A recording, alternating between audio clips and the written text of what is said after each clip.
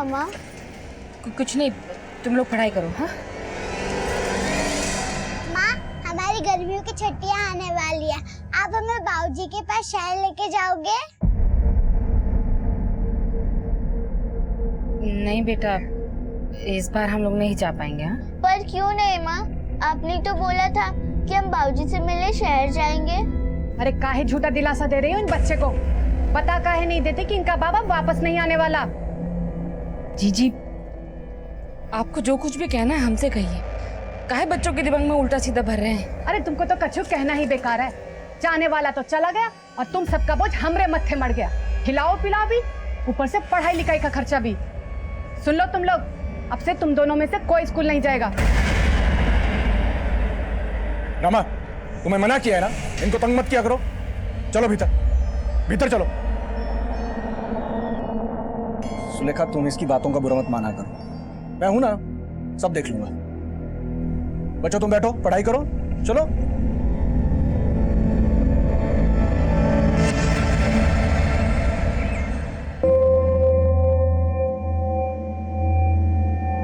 अब तुम्हारी बारी। अच्छा, तो इसलिए मुझे मार्केट भेज रहे थे ताकि इस नौकरानी के साथ रंगरलियां मना सको। कमरा साफ करने के लिए आई थी। सब समझती हूँ मैं, और तू चल निकल मेरे घर से, निकल।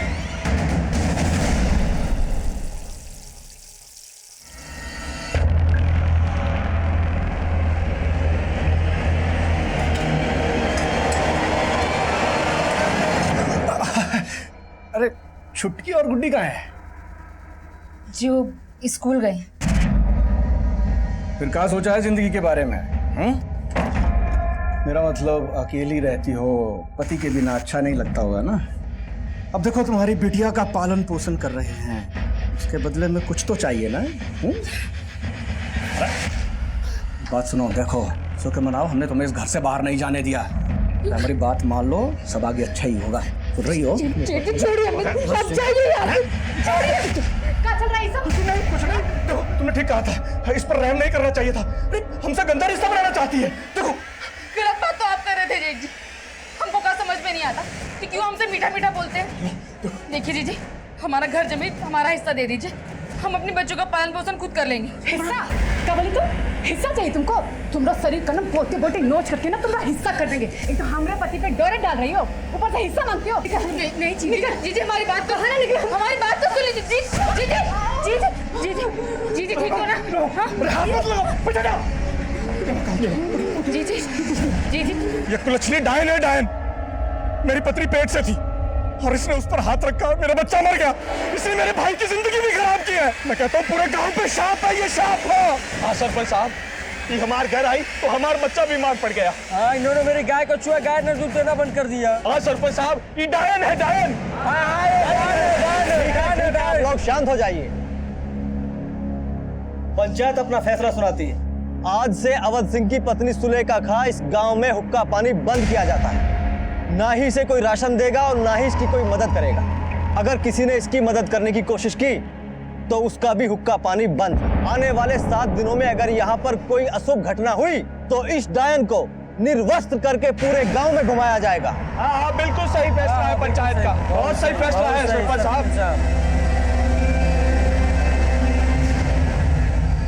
माँ, बहुत भूख लगी है। माँ, तुम लोग बैठो, मैं भी आती हूँ।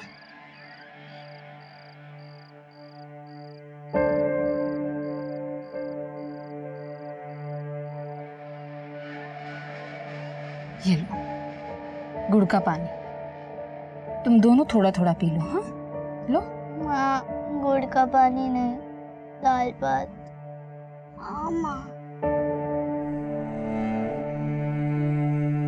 कहाँ से ना हो तुम लोगों के लिए दाल भात?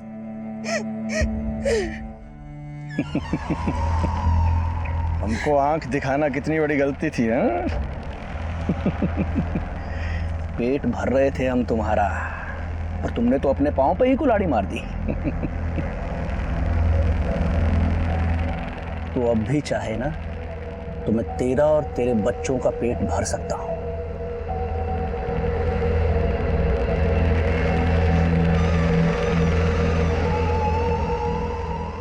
गुड्डी छुटकी, ये लो और अंदर जाओ जाओ।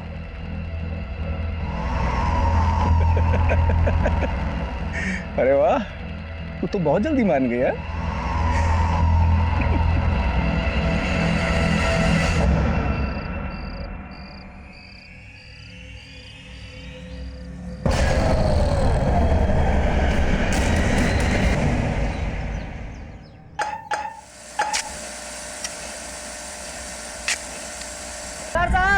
क्या हुआ? ये देखिए हड्डी।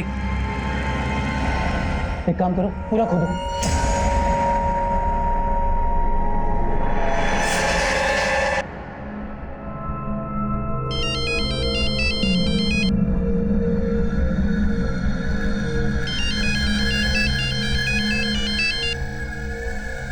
क्या हुआ? क्यों बार बार फोन कर रहे हैं? सर यहाँ बेडरूम के फर्श के नीचे खुदाई कर रहे थे तो 2 नर कंकाल निकले। क्या? अरे अक्ल की बैगन, तुझे कहा किसने था बेडरूम खोदने के लिए? अब सर टाइल्स लगवाना है और वायरिंग फिटिंग करनी है तो खुदाई तो करनी पड़ेगी ना। अभी किसी को कुछ पता नहीं चलना चाहिए। सर आप फोन नहीं उठा रहे थे तो मैंने पुलिस को कॉल कर दिया।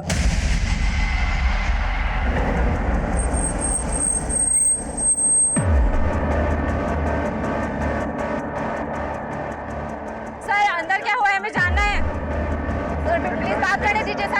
रास्ता दीजिए। बाहर बुलाइए, हमें बात करनी है sir. Please sir please excuse me. No question, बताइए नो कि क्वेश्चन, प्लीज आंसर दीजिए।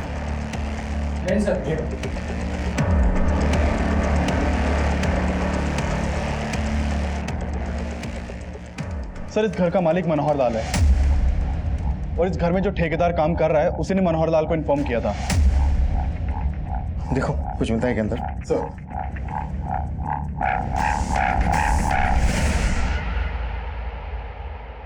14 तारीख। ये देखिए, ये खाली गिफ्ट रैपर मिला है। इस रैपर पर हैप्पी वैलेंटाइन डे लिखा है। घड़ी में है 14 तारीख, मतलब घड़ी 14 तारीख को बंद हुई। इसका मतलब यह है कि ये कंकाल किसी कपल के होंगे। शायद इन्हें 14 फरवरी वैलेंटाइन डे के दिन दफनाया गया होगा। सर सच में हमें कुछ नहीं पता कंकालों के बारे में। सर 2 साल से इस घर में रह रहे हैं हम, तो सोचा रिनोवेट करवा देते हैं। उनको क्या मालूम था कि कंकाल निकल आएंगे यहाँ पे। और कौन कौन रहता है इस घर में? अकेले रहते हैं हम।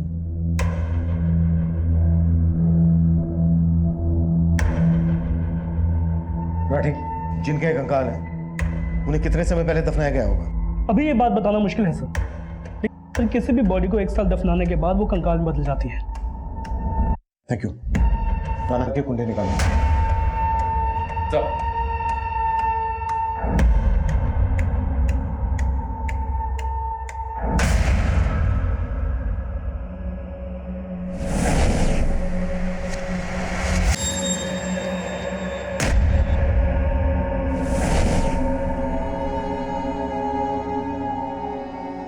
क्या हुआ चुटकी? संभालो, हम हैं ना।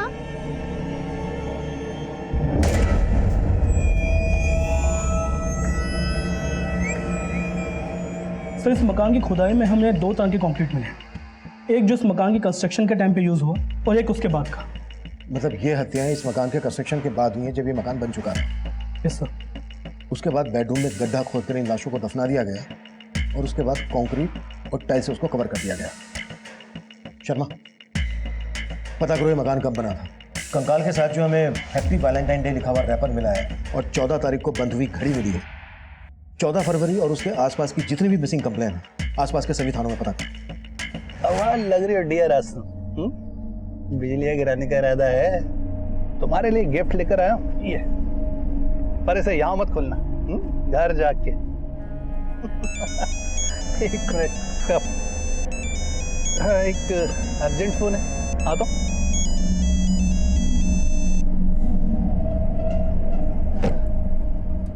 हाँ डियर बोलो। पहले तुम बताओ कि तुम किस डियर के साथ हो। क्या बात कर रही हो तुम? अरे जरूरी मीटिंग में हूँ भाई। अच्छा, और मैं तुम्हारे ऑफिस में तुम्हारे मैनेजर के सामने खड़ी हूँ। अब तुम मुझे बताओ कि तुम्हारी किस लड़की के साथ मीटिंग चल रही है। कैसी? वो क्या? अगर 15 मिनट में तुम घर नहीं पहुंचे तो वहीं आकर तुम्हें और उस लड़की को जान से मार डालूंगी, समझे? अरे मनोहर की वाइफ रीमा गायब है? हाँ सर, 1.5 साल पहले तक तो रीमा का मनोहर जी के साथ ही रहती थी, पर अचानक फिर वो गायब हो गई। और जब भी हम मनोहर जी से इस बारे में पूछते थे तो वो टाल देते थे। क्या वजह हो सकती है? मनोहर का और उसकी बीवी का आपस में कोई झगड़ा? सर, दोनों में लड़ाई झगड़ा तो बहुत होता है। एक बार मैंने खुद उनको लड़ते हुए देखा था। सर, मैंने रीमा को बोला भी था कि वो जाके पुलिस में शिकायत कर दे, पर उसने मेरी सुनी नहीं। फिर उसके 1 हफ्ता बाद से वो दिखी ही नहीं, और उसके जाने के बाद ही उसके घर में एक औरत का आना जाना शुरू हो गया। कौन थी वो औरत? शायद उसके ऑफिस की होगी। गुड्डी, ये फल है ना, वो सुंदर अंकल को दे के आना और उनसे 175 रुपए लेके आना। ठीक है काकी, चल।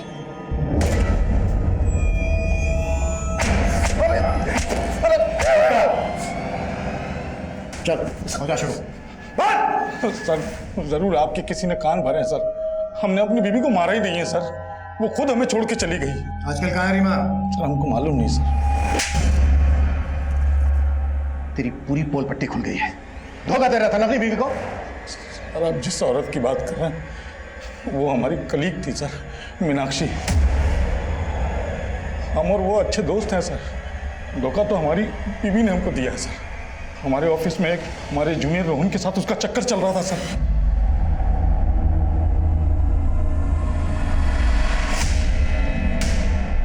इसलिए तूने रीमा और रोहन को मारकर उस मकान के नीचे गाड़ दिया, तो कंकाल मिले हमें वहां से। अब ये बोल, मीनाक्षी भी इसमें इन्वॉल्व थी? मीनाक्षी, मनोहर की बीवी गायब है और तुम्हारे दोस्त के घर से हमें 2 कंकाल मिले, और तुम्हारे ऑफिस से हमने ये भी पता लगा लिया कि रोहन भी तभी से गायब है जब से रीमा। तुमने नहीं तो क्या अकेले मनोहर ने कांड किया है? अपनी पत्नी का पता बोल, हमें उसके मैके वालों से मिलना है। सर, रीमा का यहाँ कोई नहीं था सर, और हम भी रीमा को अपनी शादी के सिर्फ 6 महीने पहले से ही जानते थे सर। रीमा मनोहर की दूसरी पत्नी है। पहली पत्नी तो 10 साल पहले ही गुजर गई थी। 2 साल पहले ही रीमा और मनोहर ने शादी की थी। सर, वो कंकाल रीमा और रोहन के हैं ही नहीं, पुराना कांड है सर। कोई हमसे पहले जो रहता होगा ना, उसने किसी कपल को गाड़ दिया होगा वहां ले जाके। तेरे से पहले कौन रहता था वहां? सर, ओम प्रकाश बिल्डर से लिया था हमने मकान। आज कहाँ ले जा रहे हो हनी? आज हाईवे रिसोर्ट पे कमरा बुक किया है तुम्हारे लिए। इसका फोन आ गया, 1 मिनट। हाँ बोलो। सर, कहाँ हैं आप? क्या? मेरी बीवी फिर से ऑफिस आ गई क्या? सर, बीवी नहीं, आफत आई है। पुलिस को आपके घर से 2 कंकाल मिले हैं। क्या बकवास कर रहे हो तुम? किसने खबर दी है तुम्हें? सर, अगर आपके पास फुर्सत है तो खुद चेक कर लीजिए। टीवी, अखबार, सोशल मीडिया, सब में खबर चल रही है।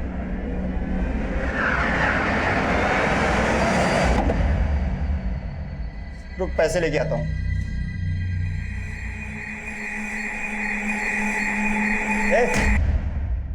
चोरी करने का इरादा है? नहीं अंकल। अंकल की बच्ची, बताओ तेरे मालकिन को। मैंने तुम पे भरोसा किया और मुझे ये क्या सुनने को मिल रहा है?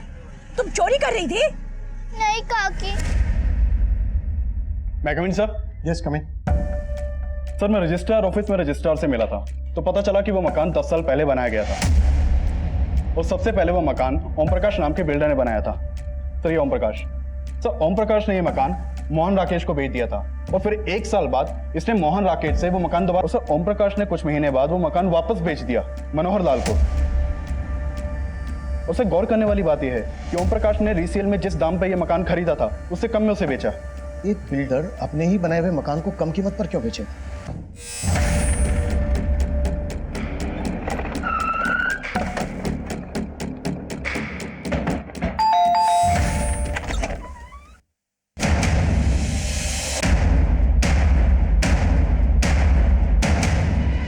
आपने अपना मकान कम कीमत में बेचा।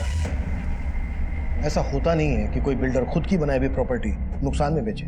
नहीं, वैसी बात नहीं है सर। क्या है, मेरे को फैमिली के लिए थोड़ा बड़ा घर चाहिए था, इसलिए मैंने वो घर निकाल दिया। बाकी और कोई बात नहीं है सर। कहीं ऐसा तो नहीं है कि कम कीमत में इसलिए बेचा क्योंकि 2 लाशें दफन थी जमीन के नीचे, उस कपल को मार के गाड़ दिया?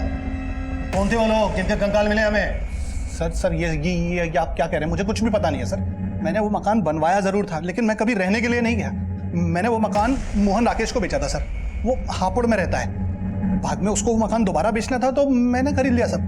ये लीजिए, बाकी मैं ट्रांसफर कर दूंगा। सर, वो दोनों नरकंकाल किसके थे मुझे नहीं पता है सर। हो सकता है सर वो मोहन राकेश ने कोई कांड किया हो, वो हापुड़ में रहता है सर। वो हम पता कर लेंगे, लेकिन बिना हमसे पूछे शहर से बाहर नहीं जाऊंगा। नहीं, बिल्कुल नहीं चाहूंगा सर।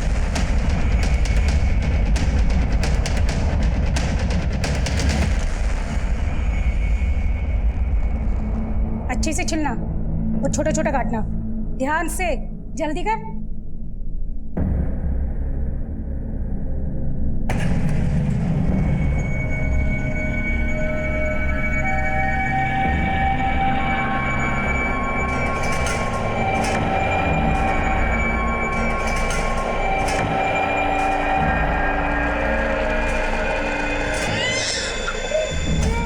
नन्हे, क्या हुआ?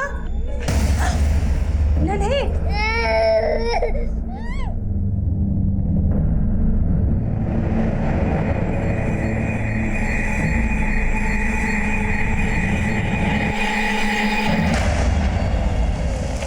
सर वो घर मैंने 2010 में खरीदा था, फिर मेरा मुंबई में ट्रांसफर हो गया। उसके बाद 2015 में मैं रिटायर हो गया। प्रॉपर्टी का कुछ फायदा नहीं था, इसलिए घर बेचने की सोचा मैंने। बिल्डर ओम प्रकाश को पता चला तो उसने वो घर खरीद लिया मुझसे। तब से लेके आज तक मैं अपने बेटे के साथ हापुड़ में रह रहा हूँ। कहीं ऐसा तो नहीं है कि पहले 2 लाशें दफन कर दी और उसके बाद घर बेच दिया? नहीं सर, कुछ समय के लिए मैंने वो घर किराए पर दिया था एक रिटायर आर्मी वाले को। चंदन सिंह नाम था उसका। आप घर की बिल्कुल फिक्र ना करें, अपने घर की तरह हिफाजत करूंगा। 1 साल तक चंदन किराया बराबर भेजता रहा। उसके बाद अचानक उसने पैसे भेजना बंद कर दिया। मैंने उसे बहुत कॉल किया लेकिन उसने मेरे एक कॉल का भी जवाब नहीं दिया सर। फिर मजबूर होकर 2-3 महीने के बाद मैं उसे मिलने गया तो घर में ताला लगा हुआ था और चंदन का भी कहीं अता पता नहीं था। चंदन सिंह का फोन नंबर और कहाँ का रहने वाला था ये? हाँ, लगभग 1 साल रहा मैं उस घर में और फिर मुझे छोड़ना पड़ा क्योंकि किराया बहुत ज्यादा था। 12 महीने का किराया तो मैंने एडवांस में दिया था। आप चाहें तो मेरे बैंक अकाउंट के स्टेटमेंट से चेक कर सकते हैं। राकेश लेकिन झूठ बोल रहा है कि मैंने उसे बिना बताए मकान खाली किया। ठीक है। चंदन का कहना है कि मोहन राकेश झूठ बोल रहा है। चंदन और मोहन राकेश दोनों की हिस्ट्री निकालो और पता करो कि इनकी पहचान में या परिवार में कोई कपल मिसिंग है क्या। मैं चेक कर रहा हूँ सर, पर इंक्वायरी में एक बात और पता चली है सर। इस ओम प्रकाश की एक बेटी है जो कई सालों से दिखी नहीं है। लोगों का कहना है कि ओम प्रकाश और उसकी बीवी तो ये बोलते हैं कि ये यूएस में सेटल्ड है। ये उसकी बेटी है सर। ठीक है, रीमा और रोहन के साथ साथ ओम प्रकाश की इस बेटी के बारे में पता करो कि वाकई में यूएस में है क्या फिर इसमें कोई ऑनर किलिंग का एंगल है। Okay sir. अरे अब तो मैं घर से बाहर भी नहीं जाता, अब किस बात की टेंशन ले रही हो? टेंशन तो मेरी जिंदगी में उसी दिन घर कर गई थी जिस दिन तुमसे मेरी शादी हुई थी। ये टेंशन मरने के बाद भी मेरा पीछा नहीं छोड़ने वाली।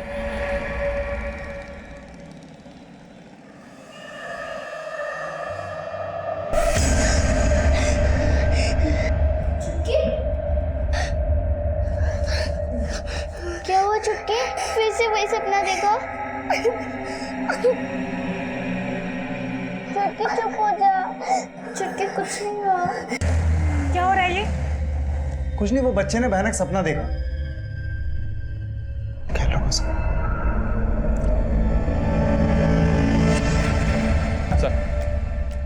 सर मैंने पता किया, ओम प्रकाश की बेटी वाकई में यूएस में सेटल्ड है। लेकिन सर एक मिसिंग कपल मिला है जिसका कनेक्शन ओम प्रकाश के साथ है। इस ओम प्रकाश ने एक बार नगर पालिका के एग्जीक्यूटिव इंजीनियर को जान से मारने की धमकी दी थी।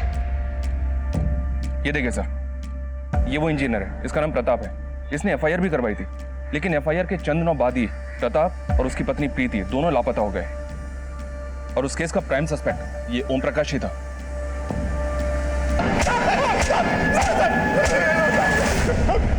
चल बोल, वो एग्जीक्यूटिव इंजीनियर प्रताप और उसकी पत्नी कहाँ है?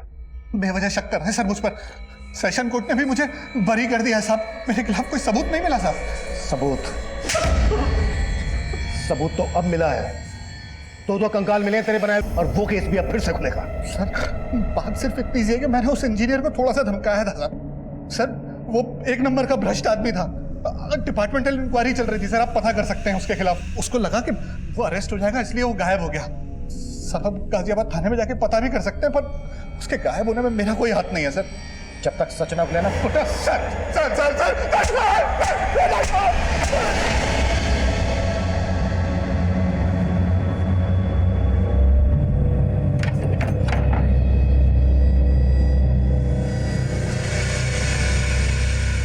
नन्हे बेटा, क्या हुआ बेटा? हाँ नन्हे, क्या हुआ बेटा? लक्ष्मी, लक्ष्मी, लक्ष्मी, लक्ष्मी, क्या है ये सब? तुम्हारे करतूतों की वजह से उन लड़कियों ने मुझसे और नन्हे से बदला लिया। तुमने उनके साथ ऐसा किया? छी!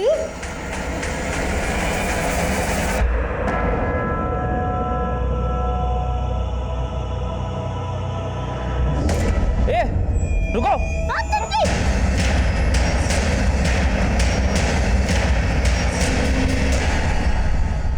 सर, इंजीनियर प्रताप और उसकी पत्नी प्रीति 3 साल पहले फरवरी से गायब हैं। और मनोहर की दूसरी बीवी रीमा और रोहन का भी अभी तक कुछ पता नहीं चल रहा है। इसके अलावा किसी और कपल के बारे में पता चला जो उस घर में रहने वाले चंदर और मोहन राकेश से कनेक्टेड हो? उनके बैकग्राउंड में ऐसा कोई कपल नजर तो नहीं आ रहा है जो मिसिंग हो। माना रीमा, रोहन, प्रीति, प्रताप नहीं मिल रहे हैं, लेकिन जब तक फोरेंसिक रिपोर्ट नहीं आ जाती तब तक हमें हर पॉसिबिलिटीज पर काम करना है। ये केस बिल्कुल भी आसान नहीं था और तब हमारी मुसीबतें और भी बढ़ने वाली थी। जो कपल गायब थे, इसके लिए उन कंकालों की फोरेंसिक रिपोर्ट इसमें हमारी कोई खास मदद नहीं करने वाली थी। मनोहर लाल और ओम प्रकाश को कोर्ट ने जमानत दे दी थी। रीमा, रोहन और प्रीति प्रताप के अलावा एक और कपल हमारी फहरिस्त में जुड़ने वाला था। सर, ये विजय, ये इस एरिया में 7 साल से रह रहा है। बोलो विजय। साहब, यहाँ पास में फैक्ट्री है, वहाँ काम करता था वो मुझे दिखा था एक बार यहाँ। अरे जितेंद्र, तू यहाँ? विजय, अरे इधर कुछ काम था, चल मिलते हैं। चल ठीक है, बाय। साहब, तब उसको मैंने चंदन अंकल घर आते हुए देखा था। उस मेड ने दरवाजा खोला था। थैंक्स विजय। क्या तुम वो फैक्ट्री हमें बता सकते हो जहाँ जितेंद्र काम करता था? जी, यही पास में है। जी हाँ, मैं जब वहाँ रहता था तो एक मेड कुछ दिन के लिए मेरे यहाँ काम करने आया करती थी, लेकिन मैं किसी जितेंद्र को नहीं जानता। मुझे तो ये भी नहीं पता कि कोई जितेंद्र नाम का आदमी उस मेड से मिलने आया करता था। अब कहाँ है वो मेड? मुझे इस बारे में नहीं पता सर। उसने सिर्फ 6-7 दिन मेरे यहाँ काम किया था, मुझे तो अब उसका नाम तक याद नहीं है। कोई 6-7 दिन के लिए मेड तो रखता नहीं। कहीं ऐसा तो नहीं है कि वो आपकी मेड नहीं कोई और थी जिसका जितेंद्र के साथ अफेयर था? जितेंद्र भी 2 साल से गायब है, कहीं वो दोनों कंकाल इन्हीं दोनों के तो नहीं? अरे सर, कैसी बात कर रहे हैं आप? उस दौरान मुझे एक मेड की ज़रूरत थी, इसलिए मैंने आसपास के लोगों को बोला था और वो खुद काम मांगने आई थी मेरे पास। आपको काम वाले बाई की ज़रूरत थी? हाँ हाँ जी, मैं घर के सारे काम करती हूँ, आप मुझे रख लीजिए। सर, उसने सिर्फ 6-7 दिन काम किया था, उसके बाद अचानक आना बंद कर दिया। मुझे लगा शायद उसको काम जमा नहीं होगा। शिव जी सर, मैं उस फैक्ट्री के मैनेजर से मिला। उसने बताया कि 2 साल पहले जितेंद्र ने अचानक से फैक्ट्री आना बंद कर दिया था। वो वहाँ डेली वेजेस पर काम करता था, इसलिए सबको लगा कि शायद उसने कहीं और काम पकड़ लिया होगा। सर, जितेंद्र के कोवर्कर ने बताया कि उसका मंजरी नाम की एक लड़की के साथ अफेयर था जो उससे मिलने के लिए फैक्ट्री में आती थी। सर, ये मंजरी वही मेड हो सकती है जिसको विजय ने चंदन के घर देखा था। फैक्ट्री से जितेंद्र का नंबर मिला? मिला तो है, लेकिन बंद है। उस नंबर के कॉल रिकॉर्ड चेक लो और पता करो कि वो नंबर कौन से एड्रेस पर रजिस्टर्ड है। Right sir.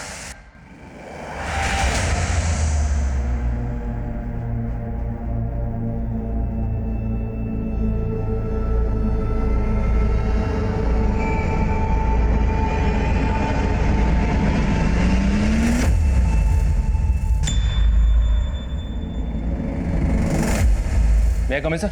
यस, कम इन। सर, जितेंद्र का नंबर पिछले 2 साल से बंद है। उसके मोबाइल सर्विस प्रोवाइडर से उसका फोटो भी मिला है। ये नंबर मथुरा के एड्रेस पर रजिस्टर्ड था।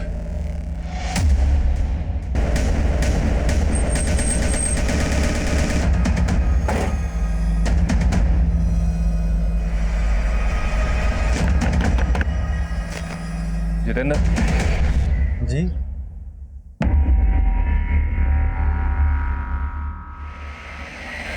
हाँ साहब, मैंने ही चंदन अंकल के यहाँ काम किया था। तुम्हारा नाम? जी, मंजरी। तुम मेरठ में कहाँ रहती थी? जी, वो संगम नगर है ना, बस वहीं पे। जितेंद्र, तुम्हारा मोबाइल पिछले 2 साल से बंद है, यूं अचानक से मेरठ से मथुरा? सर, मैं मंजरी से शादी करना चाहता था, लेकिन वहाँ रहने तक का ठिकाना नहीं था, तो इसलिए हमने सोचा गांव आकर खेतीबाड़ी करेंगे, इसीलिए वो फ़ोन बंद कर दिया साहब। लेकिन आप ये क्यों पूछ रहे साहब? दरअसल मंजरी जिस घर में काम करती थी, उस घर में हम ये पता लगाने की कोशिश कर रहे हैं कि वहां किस कपल का मर्डर हुआ था। अच्छा मंजरी, जब तुम उस घर में काम कर रही थी, कभी तुमने कुछ ऐसा देखा जो तुम्हें अजीब लगा? कभी ऐसा महसूस किया तुमने? जी, ऐसा तो कभी कुछ नहीं, मैंने वहाँ कुछ वक्त के लिए ही काम किया था। सर वो कंकाल या सीमा रोहन के हैं या प्रीति प्रताप के, क्योंकि उन दोनों कपल्स के बारे में कोई लीड नहीं मिल रही है। पॉसिबिलिटी तो फिलहाल यही दिख रही है। ठीक है, जैसे कुछ और पता चलता है अपडेट में बोलो। सर उन दोनों कंकालों की फॉरेंसिक रिपोर्ट आ गई है। सर जैसा कि हमें पता चला है कि उन दोनों कंकालों में से एक मेल है और एक फीमेल। सर फॉरेंसिक रिपोर्ट से ये पता चला है कि मौत के समय जो मेल कंकाल है उसकी उम्र 45 से 50 होगी और जो फीमेल कंकाल है उसकी 20 से 25। इसका मतलब दोनों की उम्र में काफी फर्क था। जी सर। और सर ये जो मेल कंकाल है उसके स्कल पे कुछ क्रैक्स हैं। ये दोनों लाशें लगभग 2 साल पुरानी हैं। इसका मतलब वो कंकाल इंजीनियर पति पत्नी के तो नहीं हो सकते। मनोहर की पत्नी उम्र में मनोहर से काफी छोटी थी और मनोहर का कलीग रोहन अब से 2 साल पहले लगभग 45 साल का था। इसका मतलब वो कपल रोहन और रीमा हो सकते हैं।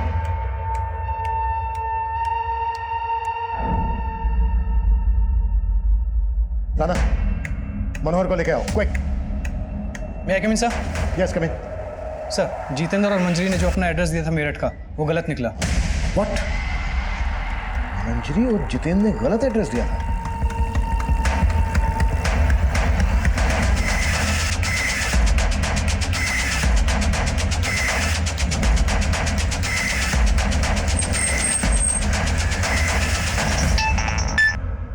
हेलो सर मनोहर गायब है, ना ऑफिस में है ना घर में है, और अपना फोन भी बंद कर रखा उसने। व्हाट? मंजरी और जितेंद्र भी गायब है? हाँ सर, पड़ोसियों ने सुबह उन्हें बैगेज के साथ जाते हुए देखा है। उन दोनों के करंट फोन नंबर्स भी बंद हैं। इनकी एक एक डिटेल चाहिए मुझे। पता करो कि मनोहर के साथ इनका क्या कनेक्शन है। Okay sir. माना मंजरी और जितेंद्र की इंटेंशन हम पहले नहीं समझ पाए, लेकिन ये मनोहर हमारी नाक के नीचे से कैसे गायब हो गया? कैसे भी करके मनोहर मुझे अंदर चाहिए, कहीं से भी खोद के निकालो उसे, लेकिन जल्दी। सर मंजरी और जितेंद्र को पहले हम विक्टिम मान रहे थे, लेकिन ये तो खिलाड़ी निकले। मंजरी चंदन के यहां पर मेट थी।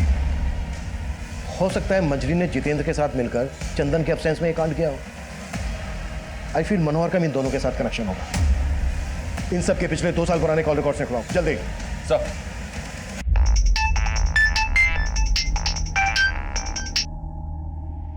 हेलो सर, जितेंद्र के पड़ोसियों से पूछताछ की तो पता चला कि मंजरी यूपी के सिकंदरपुर गांव की थी।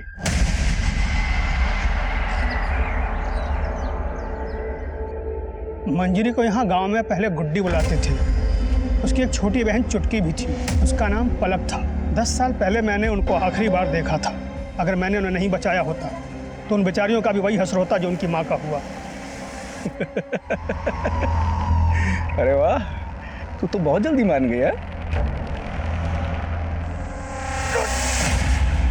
वो हमारा सिर्फ दाना पानी बंद करवा सकता है, अपने वासना की भूख नहीं मिटा सकता, समझो? जिंदा नहीं छोड़ोगे।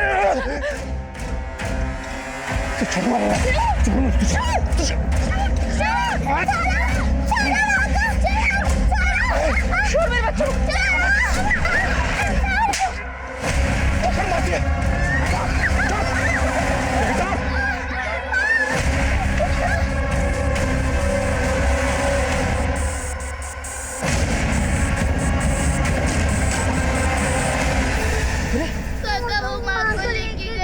चिंता मत करो, मैं हूं ना, मैं हूं तुम्हारे साथ। मैंने उन्हें उस वक्त तो भगा दिया था। क्या उनकी माँ को गांव वालों ने मार दिया? नहीं साहब, गांव वालों ने नहीं, प्रेम ने अपने कुछ साथियों के साथ मिलकर सुलेखा को मार डाला। गांव वालों के लिए सुलेखा पहले से ही डाइन साबित हो चुकी थी। उसकी मौत पर आंसू बहाने वाला कोई नहीं था। तरह तरह की भ्रांतियां भर दी गांव वालों के मन में। उसका फल मिला उसे, तिल तिल के मरा। 2 साल तक खाट से नहीं उठा मरने से पहले। लेकिन मंजरी किसी जितेंद्र नाम के लड़के के साथ शादी करके रह रही थी मथुरा में। वो तो मुझे नहीं मालूम साहब। और उनके पिता अवध सिंह, वो मेरठ में रहते हैं। वहाँ उन्होंने किसी और औरत के साथ शादी करके घर बसा लिया। मेरठ में जहाँ रहते हैं उनका पता दीजिए।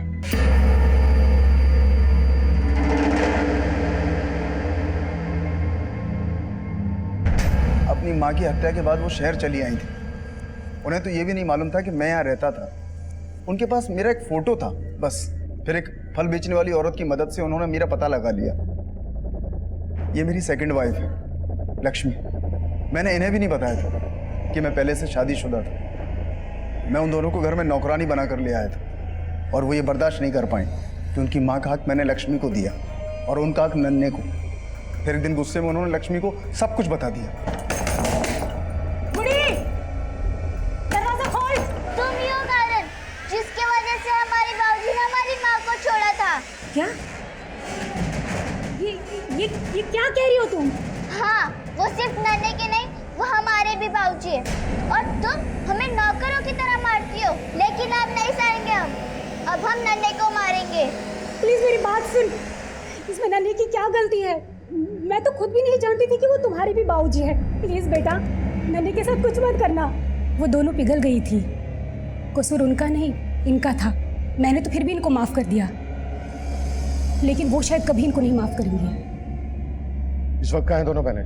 सर वो तो उसी दिन चली गई थी और उसके बाद लौट के घर वापस नहीं आई। कहीं ऐसा तो नहीं है कि आप जानते हैं मंजरी कहाँ है और जानबूझकर हमें नहीं बता रहे हैं? सर हमें कुछ नहीं पता, हम सच में आपसे कुछ नहीं छुपा रहे।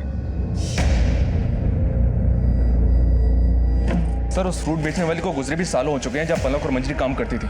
ना तो जितेंद्र का कुछ पता चल रहा है और ना ही मनोहर के बारे में कोई लीड मिल रही है। मैं coming sir? Yes coming. Sir Manjari 2 साल से जितेंद्र के साथ जहाँ रह रही थी वहाँ कभी किसी ने पलक को नहीं देखा।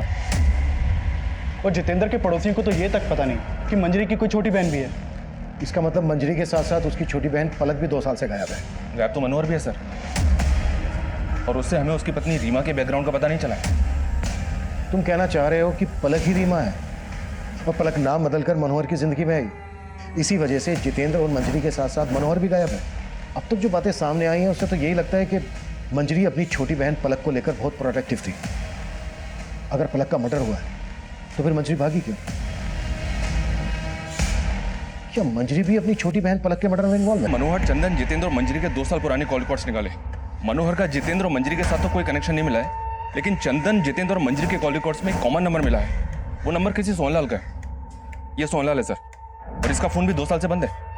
सर मंजरी के ऊपर कोसी हाईवे के पास रुद्रनगर में जानलेवा हमला हुआ है और कोसी पुलिस ने मंजरी की फोटो सारे थानों में सर्कुलेट कर दी है। सर जिस वक्त मंजरी के ऊपर हमला हुआ उसका बच्चा भी उसके सेंद्र को मंजरी के ऊपर हमला करते हुए देखा था।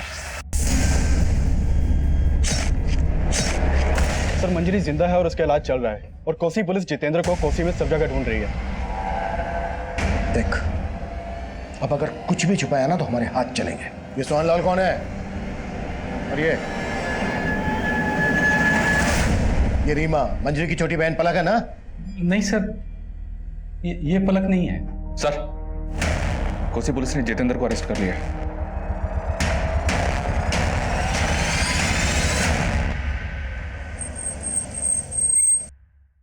मैं और छुटकी हमेशा माँ से पूछती थी, माँ हमारी गर्मियों की छुट्टियां आने वाली है, आप हमें बाबूजी के पास शहर लेके जाओगे? लेकिन माँ कोई ना कोई बहाना बना के बाहर टाल लेती थी।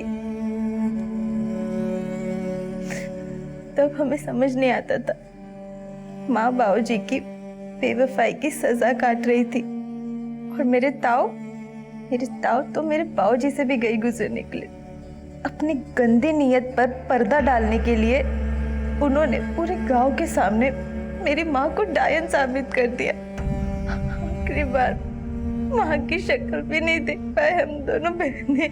हमें बस इतना पता था कि हमारे बाबूजी यहाँ मेरिट में रहते हैं, तो हम दोनों बहनें मेरिट चले आए। फिर फल वाली काकी ने हमारे बाबूजी को खोज तो निकाला, पर वो कई सालों पहले हमें पराया कर चुके थे। हम वहां से भी निकल गए। सोचा उनकी दहलीज पर कभी कदम नहीं रखेंगे। हम काकी के पास लौट रहे थे, तब फिर सोहनलाल आया हमारी जिंदगी में। कहने को वो हमारा मसीहा था, उसने हमें उन लड़कों से बचाया था। वो हमें अपनी नई जिंदगी देने के लिए अपने घर ले गया। बोला कि अरे ये तुम्हारा ही घर है, बैठ। देखो, आज से मुझे ही अपना पापा समझना है और आज से तुम दोनों की सारी जिम्मेदारियां मेरी। उसने हमें पाला, पढ़ाया, सब किया, लेकिन उसकी नीयत डोलने में वक्त नहीं लगा। जैसे तैसे कट रही थी। फिर जितेंद्र हमारी जिंदगी में आया।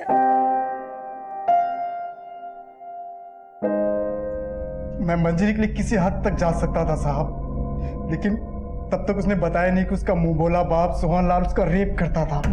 सिर्फ सोहन लाल ही नहीं, उसका दोस्त चंदन भी।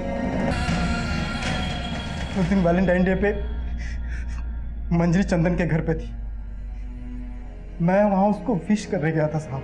Happy Valentine day. Thank you.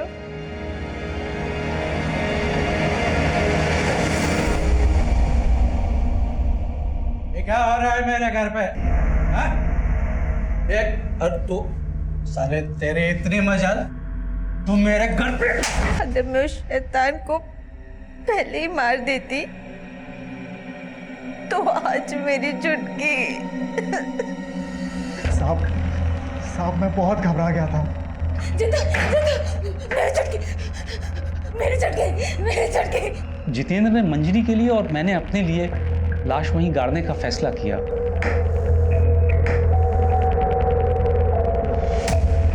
जब माँ गई तो एक चुटकी ही थी जिससे लिपट कर रो सकती थी, लेकिन अब वो चली गई है तो कोई नहीं है। जितेंद्र भी नहीं। मंजरी से शादी तो कर ली, लेकिन सहन नहीं कर पाया कि मेरा और मंजरी के बीच सोहनलाल मरा ही नहीं था। वो मेरा बच्चा नहीं था, वो सोहनलाल का बच्चा था साहब। और जब आप हमसे मिलकर गए तो मंजरी काफी डर गई थी। पुलिस हम तक पहुंच गई है जितेंद्र, अब हम और नहीं भाग सकते हैं। मैं पुलिस को जाके सब सच बता देती हूँ।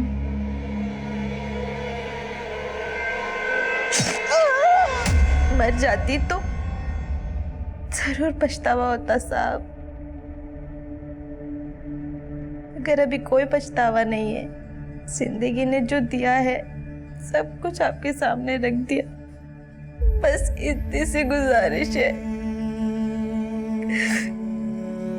कि मेरी बेटी वो बने जो मेरी और मेरी छुटकी की किस्मत में नहीं था।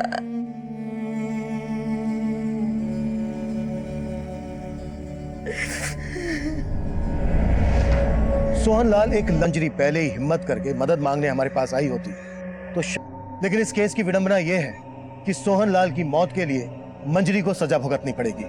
वो दो कंकाल उस घर से मिलने के बाद हमारे सामने और भी दो केसेस के गड़े मुर्दे खुले, रीमा रोहन और प्रीति प्रताप। इनका गायब होना आज भी रहस्य बना हुआ है। मनोहर लाल और ओम प्रकाश अब भी इन केसेस में हमारे सस्पेक्ट हैं। अब मैं सीनियर इंस्पेक्टर अभिमन्यु जिंदल आप लोगों से विदा लेता हूं। आपसे फिर मुलाकात होगी एक नए केस के साथ। स्वस्थ रहिए, सतर्क रहिए और देखते रहिए क्राइम पेट्रोल 10 तक। मकसद बताना नहीं, बचाना है।